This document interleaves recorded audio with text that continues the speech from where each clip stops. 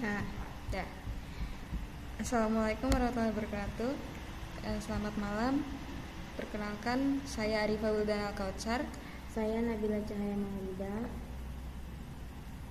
Saya Dwi Laras Syarina. Saya Saryano. Di sini kami ingin mempresentasikan UAS Computational Thinking.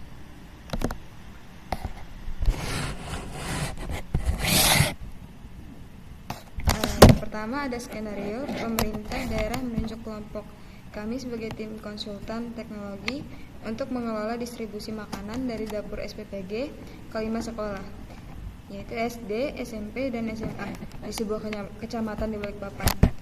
Lokasi dapur SPPG dan 5 sekolah ditentukan sendiri dari plot atau gambar di Google Maps. Lalu kondisi dan aturannya adalah setiap sekolah memiliki jumlah siswa yang berbeda. Makanan harus sampai dalam kondisi hangat, maksimal 2 jam setelah matang. Kendaraan pengantar harus armada roda 4 dengan standar mobil MBG, tetapi memiliki kapasitas terbatas. Jika posisi sekolah ada di jalan yang tidak bisa dilalui mobil roda 4, harus diantar dengan berjalan kaki oleh pengantar MBG. Lalu selanjutnya ada plot lokasi. Di slide ini kami menampilkan plot lokasi dapur SPPG dan 5 sekolah, yaitu SMP Negeri 7 Balikpapan, lalu setelah itu ada SMP Muhammadiyah, lalu ada SMK Pertiwi Balikpapan, setelah itu ada Sekolah Dasar Negeri 007 Balikpapan Kota, lalu ada Muhammadiyah 1 Vocation School. Lalu di sini ada dapur SPPG-nya. Selanjutnya ada dekomposisi. Masalah distribusi dipecah menjadi beberapa submasalah. Yang pertama, menentukan urutan sekolah yang dikunjungi. Yang kedua, menyesuaikan kapasitas mobil dengan jumlah porsi. Yang ketiga, memastikan makanan tiba kurang lebih 2 jam setelah matang. Yang keempat, mengatasi kondisi jalan sempit. Yang kelima, menangani kemacetan. Lalu di slide selanjutnya ada abstraksi. Dari kondisi nyata kita ambil faktor penting saja dan abaikan detail yang tidak relevan. Yang dipertahankan ada waktu, jarak, kapasitas, jumlah porsi, lalu ada akses jalan. Lalu yang diabaikan ada nama supir, merek makanan, cuaca, terkecuali kemacetan ekstrim. Slide selanjutnya ada pola atau patterns. Di sini kami membahas polanya berdasarkan analisis distribusi. Kami menemukan beberapa pola penting. Yang pertama, sekolah yang jaraknya lebih dekat memiliki risiko keterlambatan lebih kecil. Dan yang kedua, sekolah dengan jumlah siswa lebih banyak membutuhkan prioritas muatan. Dan ketiga, akses jalan sangat mempengaruhi waktu distribusi. Dan yang keempat, kemacetan dapat mengubah estimasi waktu tempuh sehingga diperlukan fleksibilitas dalam menentukan rute. Pola-pola ini menjadi dasar dalam perancangan algoritma distribusi agar lebih efektif dan adaptif terhadap kondisi lapangan. Lanjut. Selanjutnya pada slide ke-6 kami mengidentifikasi variabel dan parameter yang digunakan dalam algoritma distribusi. Beberapa variabel utama yang kami gunakan adalah waktu matang, yaitu waktu makanan selesai dimasak, lalu waktu berangkat, yaitu waktu distribusi dimulai, batas waktu yaitu maksimal 2 jam setelah matang. Lalu kapasitas mobil yaitu jumlah maksimal porsi yang dapat dibawa. Muatan saat ini yaitu jumlah porsi yang sedang dibawa dalam mobil. Selain itu terdapat jarak sekolah yang menunjukkan jarak ke masing-masing sekolah, waktu tempuh sebagai estimasi perjalanan, porsi sekolah yang menunjukkan jumlah siswa di setiap sekolah, dan akses jalan yang menentukan apakah mobil dapat langsung masuk atau harus parkir dan berjalan kaki, serta status macet yang menunjukkan kondisi lalu lintas. Dengan mengidentifikasi variabel-variabel ini secara jelas, kami dapat menyusun sistem distribusi dalam bentuk algoritma yang logis terstruktur dan dapat dijalankan secara sistematis. Selanjutnya, pada slide ini kami menjelaskan aturan atau constraint yang harus dipatuhi dalam sistem distribusi ini, yang berfungsi sebagai batasan agar algoritma tetap berjalan sesuai ketentuan. Aturan pertama adalah waktu. Distribusi harus memenuhi syarat bahwa waktu sekarang dikurangi waktu matang tidak boleh lebih dari 2 jam. Jika melebihi 2 jam, maka makanan dianggap tidak layak karena tidak lagi dalam kondisi hangat. Aturan kedua yaitu kapasitas mobil. Muatan saat ini tidak boleh melebihi kapasitas maksimum mobil. Jika jumlah porsi yang harus diantar melebihi kapasitas, maka mobil wajib kembali ke dapur untuk mengambil sisa muatan. Aturan yang ketiga adalah prioritas sekolah. Sekolah dengan jarak terdekat dan jumlah porsi terbesar diprioritaskan agar risiko keterlambatan lebih kecil dan distribusi lebih efisien. Dan aturan keempat berkaitan dengan akses jalan. Jika sekolah berada di jalan sempit dan tidak dapat dilalui mobil roda 4, maka mobil harus parkir di titik terdekat. Kemudian pengantaran dilanjutkan dengan berjalan kaki. Yang terakhir, aturan kelima adalah kondisi kemacetan. Jika terjadi kemacetan, sistem ini harus mempertimbangkan penggunaan rute alternatif atau mengubah urutan sekolah agar waktu distribusi tetap dalam batas 2 jam. Dengan adanya ini, algoritma tidak berjalan secara sembarangan, tetapi tetap dalam batasan aturan yang telah ditentukan. Next. Pada slide ke-8 menjelaskan perancangan prosedur atau algorithmic thinking. Dalam perencanaan ini kami menggunakan 2 pendekatan utama. Pendekatan pertamanya adalah greedy algorithm. Prinsip greedy adalah memiliki solusi terbaik pada setiap langkah. Dalam kasus ini, kami mendahulukan sekolah yang paling dekat dan memiliki jumlah porsi terbesar. Pendekatan keduanya dynamic decision, artinya urutan distribusi dapat berubah jika kondisi tertentu seperti kemacetan dan keterbatasan waktu. Dengan kombinasi greedy dan dinamik, sistem menjadi efisien namun tetap fleksibel terhadap perubahan kondisi di lapangan.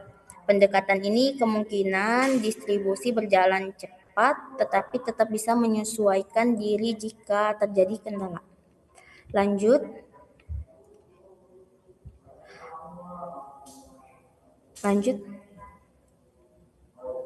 Baik, di sini kita sudah terlihat ada gambar dari flowchart tersebut. Jadi kita awali dengan memulai. Nah, di situ proses dimulai dengan mulai, kemudian dilakukan input data awal, yaitu data yang dimasukkan seperti waktu makanan matang, kapasitas mobil, pengantar, ada berapa, informasi sekolah tujuan, lalu di situ ada pengurutan sekolah tujuan. Setelah data masuk, sistem akan mengurutkan sekolah berdasarkan jarak terdekat, jumlah porsi terbanyak. Kemudian, menentukan jumlah muatan kendaraan yang menentukan waktu berangkat sesuai waktu makanan matang. Setelah itu, kendaraan berangkat menuju sekolah tujuan. Lalu di situ ada pengecekan kapasitas muatan. Saat proses pengantaran berlangsung, sistem mengecek apakah muatan cukup. Jika cukup, lanjut mengantar ke sekolah berikutnya. Apabila jika tidak cukup, kendaraan kembali ke dapur untuk isi ulang. Waktu distribusi direset.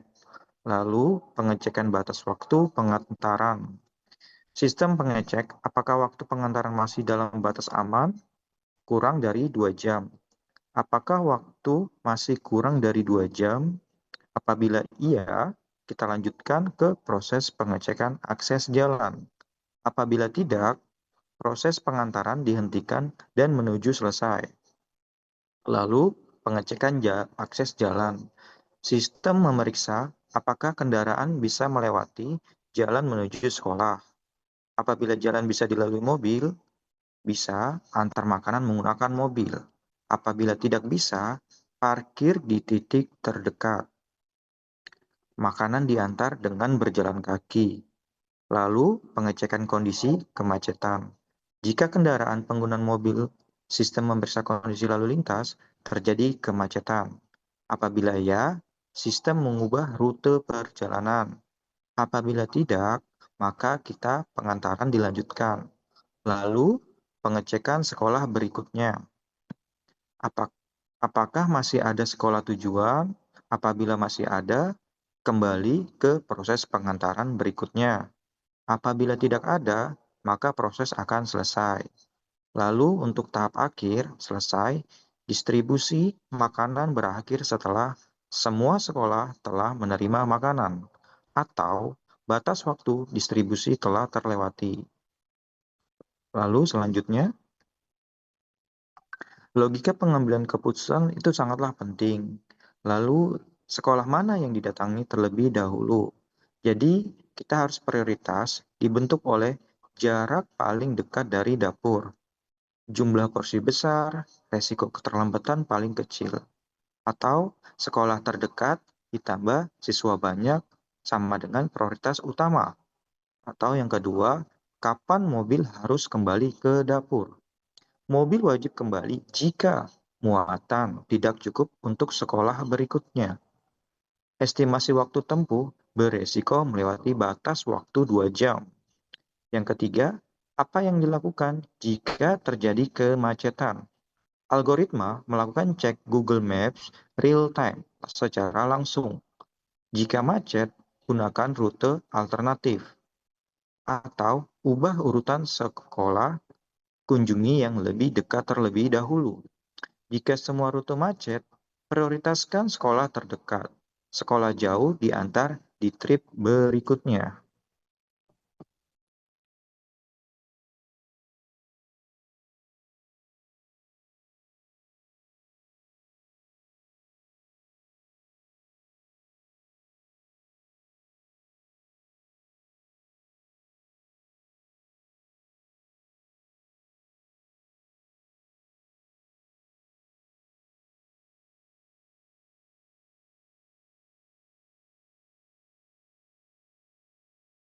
Oke, berikutnya masuk ke nomor 4 yaitu pengujian algoritma dengan skenario di bawah ini. Skenario di bawah ini ada kapasitas mobil yaitu 500 porsi, kemudian ada data sekolahnya. Sekolah A ada 200 siswa, jarak 15 menit. Sekolah B ada 400 siswa, jarak 30 menit. Sekolah C 500 siswa, jarak 10 menit dari sekolah B. Sekolah D 300 siswa, jarak 45 menit dari sekolah A. Sekolah E 350 siswa, jarak 10 menit dari sekolah C. Nah, algoritma yang kita gunakan ini adalah greedy algorithm, mengambil keputusan terbaik secara lokal optimum, dengan harapan hasil akhirnya optimal. Algoritma kita bekerja dengan mengelompokkan sekolah yang berdekatan, clustering sederhana, mengisi muatan sampai hampir penuh, mengirim klaster tersebut kembali isi ulang, dan ulangi sampai selesai. Nah, pertanyaan pertama, berapakah mobil yang kita perlukan? Total kebutuhan yaitu 1.400 porsi, kapasitasnya ada satu mobil, yaitu 500 porsi. Jadi minimal jumlah tripnya adalah 1.400 dibagi 500 adalah 2,8. Berarti minimal 3 kali pengiriman atau trip. Jika hanya satu mobil, maka 500 tambah 500 tambah 400. Tetap 3 kali bolak-balik. Jika ingin satu kali perjalanan kita tanpa bolak-balik, kita minimal butuh 3 mobil. Nah, sekarang urutan pengiriman paling efektif dengan satu mobil ya.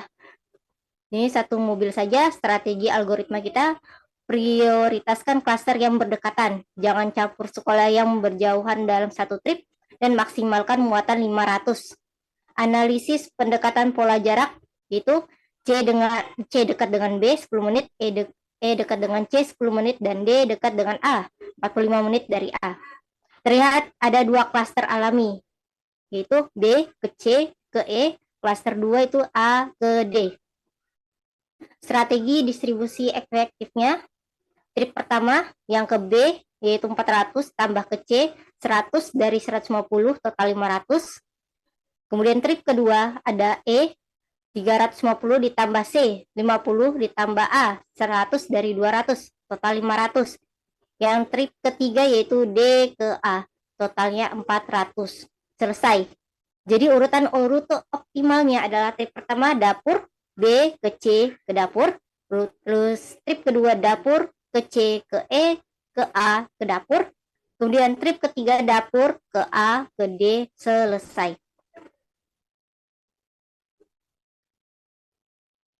Dengan urutan ini kita mengelompokkan sekolah yang berdekatan, menghindari bolak-balik ke area jauh, dan mengisi kapasitas hampir maksimal. Jadi analisis efisiensinya bagaimana? Apakah algoritma ini meminimkan jarak? Iya, karena sekolah berdekatan dikirim dalam satu trip, tidak ada perjalanan ulang ke lokasi yang sama dalam satu trip, kapasitas hampir maksimal setiap perjalanan. Apakah menjamin makanan tetap hangat? Kemungkinan besar iya, karena setiap trip langsung mengarah ke klaster tertentu, tidak ada rute zigzag yang memperpanjang waktu, total perjalanan per trip realistis kurang dari 2 jam.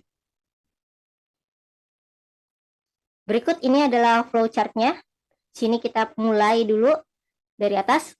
Kemudian input datanya, kapasitas mobil itu ada 500, data sekolahnya ada A, B, C, D, E. Kemudian hitung total porsi yaitu 1400. Bentuk klaster sekolah yaitu adalah klaster 1 B ke C ke E, kemudian klaster 2 A ke D. Kemudian set trip sama dengan 1 dan set muatan sama dengan 0.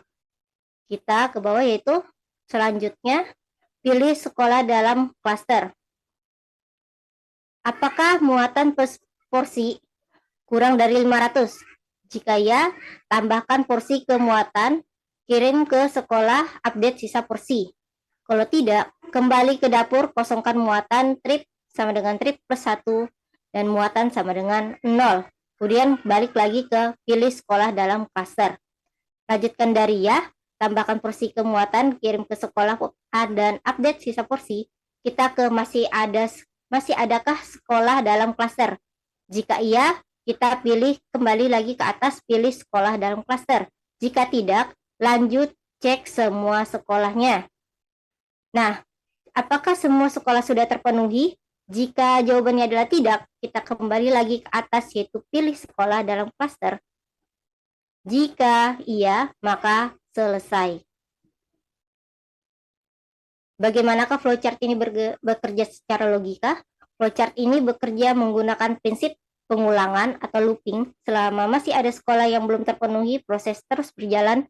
Pengambilan keputusan decision making, setiap sekolah dicek berdasarkan kapasitas sebelum dimuat. Pengelompokan sekolah atau clustering, sekolah yang berdekatan dikirim dalam satu trip untuk mengurangi jarak tempuh. Increment trip otomatis, itu setiap kali mobil kembali ke dapur, variabel trip bertambah. Hasil dari flowchart-nya simulasi nyatanya adalah dengan algoritma ini didapatkan trip pertama B plus C, trip kedua C plus E plus A, kemudian trip ketiga yaitu A plus D. Jadi total perjalanannya adalah 3 kali perjalanan. Begitu dari kelompok kami.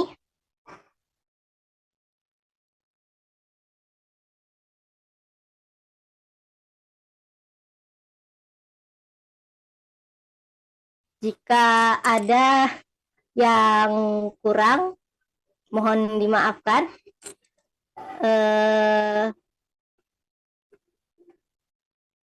Kalau begitu, kami akhiri. Wassalamualaikum warahmatullahi wabarakatuh. Waalaikumsalam warahmatullahi wabarakatuh.